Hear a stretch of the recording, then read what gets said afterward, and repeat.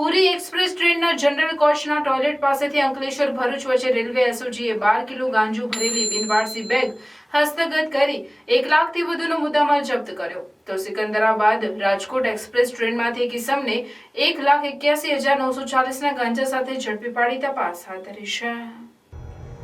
Railway એસઓજીનો staff સુરતથી મધરાતે પુરીથી અમદાવાદ જતી ટ્રેનમાં ચડ્યો. ટ્રેનમાં ચેકિંગ કરતા અંકલેશ્વર રેલવે સ્ટેશન પસાર થતા જનરલ કોચમાં જ્યાં જનરલ કોચના ટોયલેટ નજીક બિનવારસી બેગ નજરે પડતા જનરલ કોચમાં રહેલ પેસેન્જરો અને આસપાસ તપાસ કરતા બેગ કોઈ અંગે માહિતી મળી ન હતી. 5 ચેનવાળી આ બેગને ખોલતા તેમાં ખાખી સેલોટેપથી બાંધેલ 2 બંડલ મળી આવ્યા, જેમાં શંકાસ્પદ વનસ્પતિજન્ય નશીલો પદાર્થ માલુમ પડતા ભરૂચ સ્ટેશને બેગ સાથે ઉતરી ભરૂચ રેલવે પોલીસ સ્ટેશનને અધિક્ષક સાથે એફએસએલએ જાણ કરી પંચોની હાજરીમાં બેગ ખોલતા તેમાંથી ગાંજો મળી આવ્યો. કુલ 12 કિલો ઉપરાંતનો રૂપિયાનો 1.21 લાખનો ગાંજાનો જથ્થો જપ્ત કરી વધુ તપાસ હાથ ધરવામાં આવે છે.